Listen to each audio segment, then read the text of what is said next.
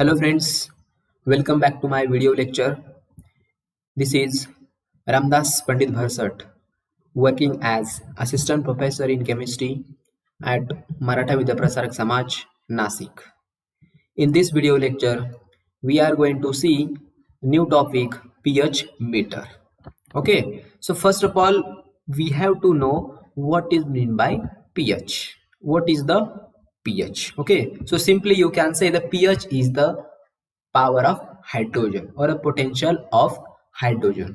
Suppose if you having any kind of sample and if you have to count the hydrogen ions which are present in that sample, so you can measure the hydrogen ions concentration, okay, by using the pH meter, right? Now you can simply say the measurement of H plus ions concentration which is present in a given sample.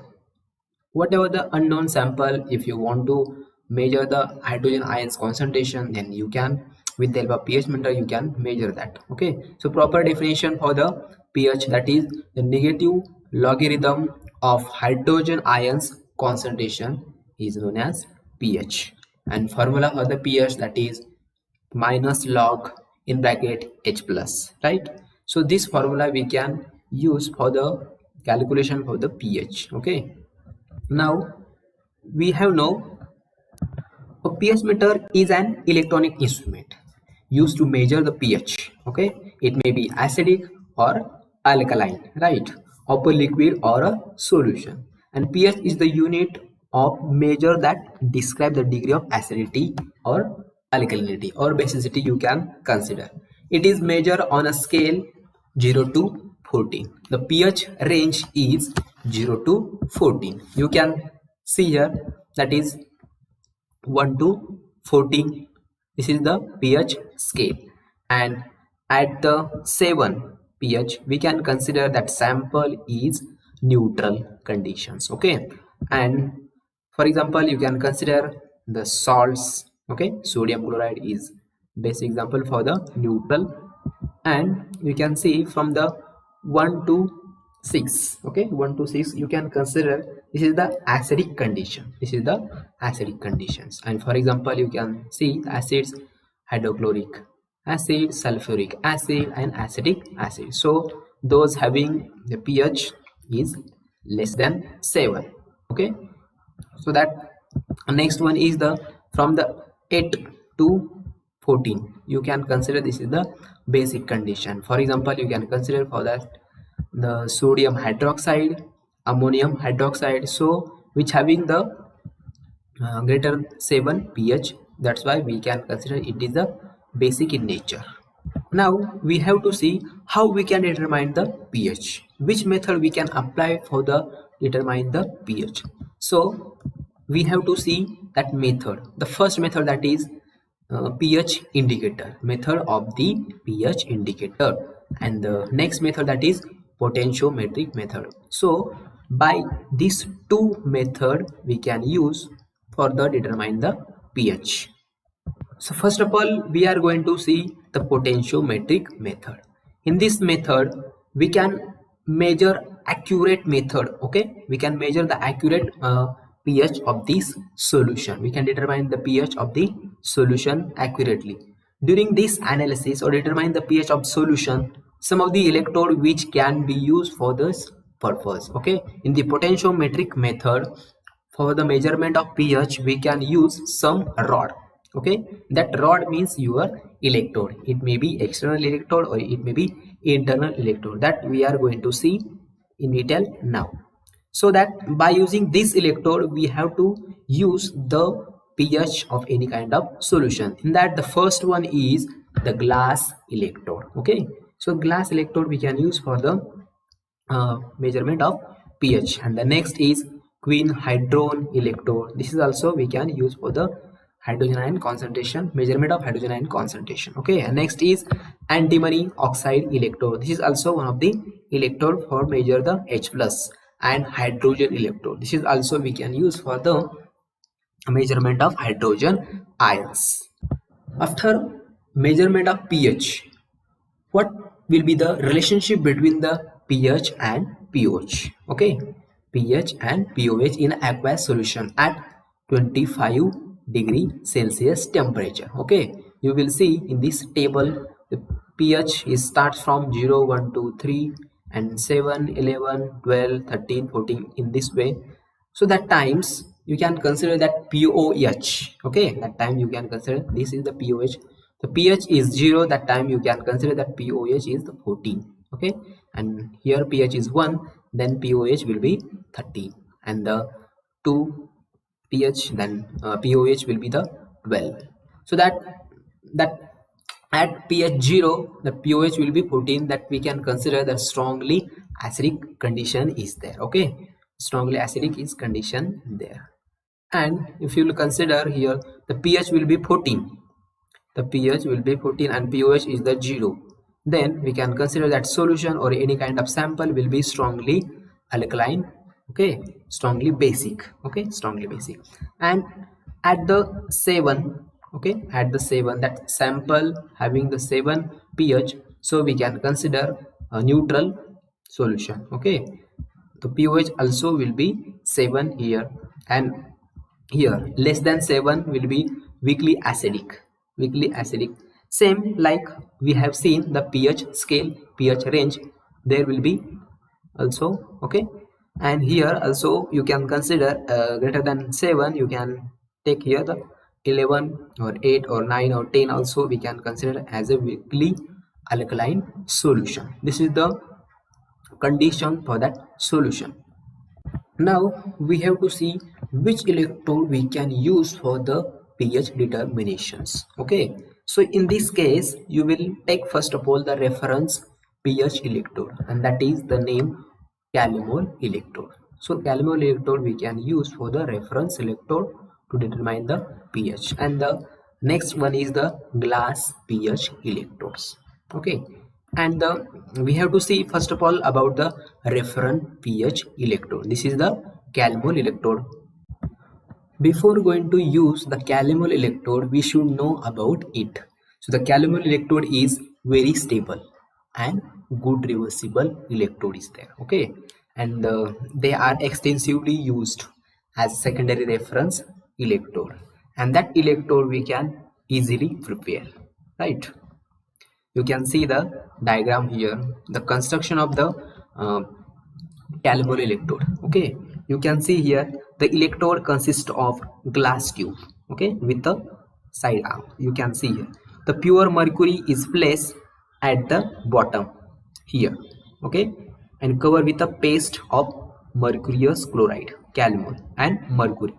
Okay, you can see here of this side. Okay, at the bottom paste of the Hg, 2Cl2 and Hg. Okay, and covering we are, you can see salt of KCl solution here. Okay, and here will be the Hg. Okay, now the electrode is a solution of KCl of known concentration. Okay, that is the usually saturated KCl or one normal KCl solution will be there. And you can see here of this side the copper wire is introduced into the mercury for the connecting the electrode to the external circuit. Okay, in this way you can see the construction of the Calmol electrode. Now we have to see about the glass electrode. You can see the construction here. Okay, this is the construction for the glass electrode.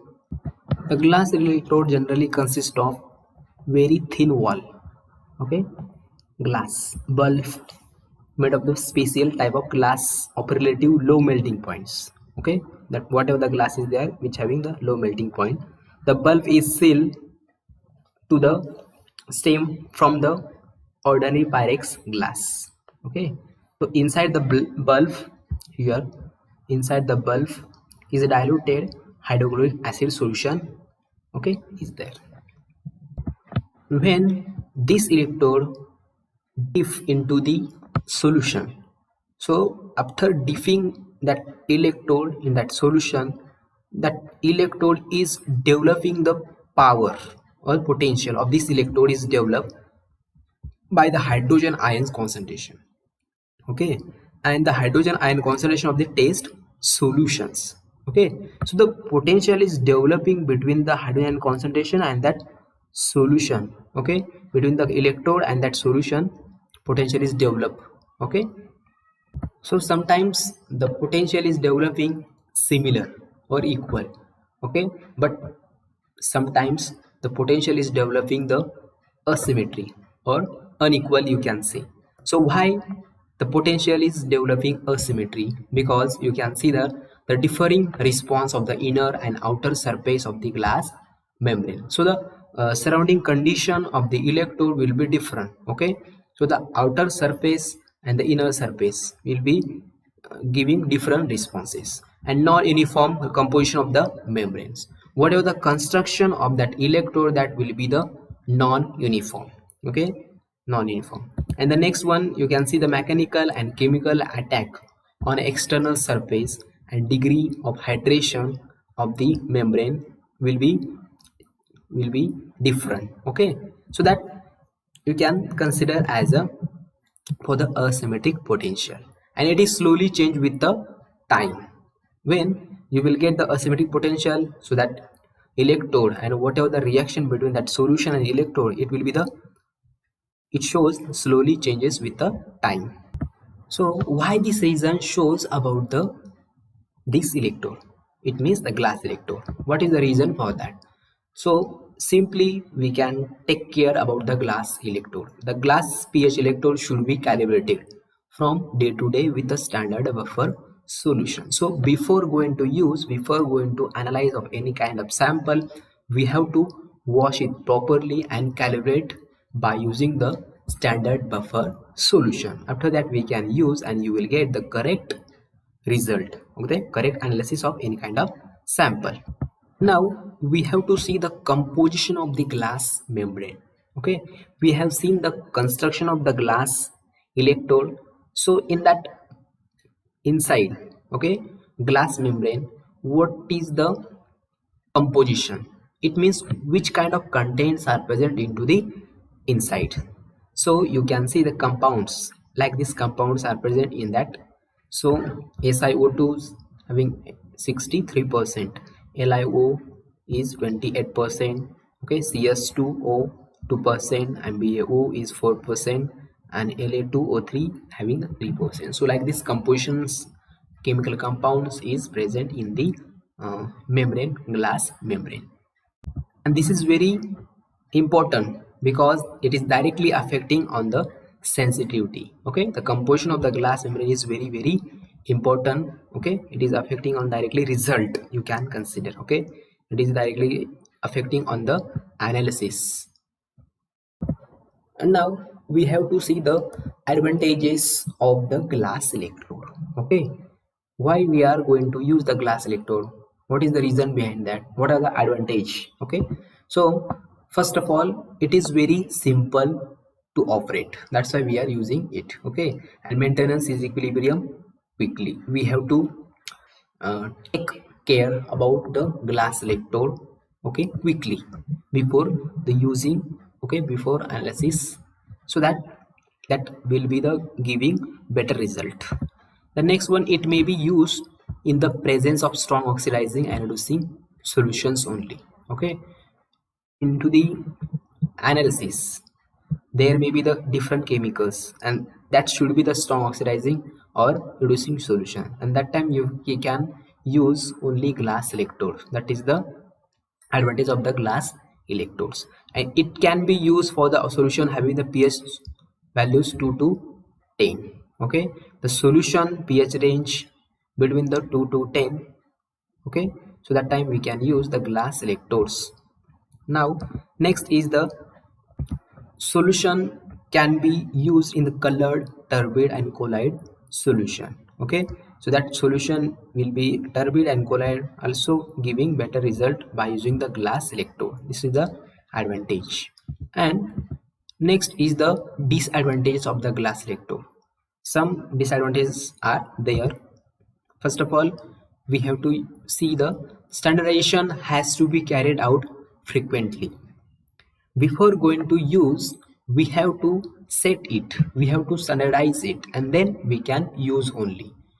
We can't directly use that without standardization. It will be give the wrong result. That's why it is one of the disadvantage. And it cannot be used in pure ethyl alcohol, acetic acid, and gelatin. Okay, so in the by using solution this ethyl alcohol, acetic acid, and gelatin, it can't get the better result by using the glass electrode. This is the disadvantage of this electrode. And the glass membrane has very high electrical resistance. Okay, that's why the ordinary potentiometer cannot be used for the measuring the potential of the electrodes. So that glass electrode we can use for the specific potentiometer only. Okay, that electrode we can't use for the simple potentiometric instrument. Okay, it cannot give the better result. Okay, because in that glass membrane very high electrical resistance is there, that's why you can't use. Okay, and the bulb is very fragile or easily damaged, you can say, therefore it has to be used with a great care. During the analysis, during the using, we have to take care about it because it is easily damageable is there. Okay, and next you can see that electrode we cannot be used in the strongly alkaline solution. It may greater than 10. You can consider the solutions having the pH is 11, 12, 13, 14. So that time that glass electrode we can't use for the determination of the pH. Okay, next is it cannot use at high temperature above 100 degrees Celsius for the prolonged period. Okay, during the long period we can't use for the determination of the pH, or at a high temperature we can't use. Okay, this is the disadvantage for the glass electrode.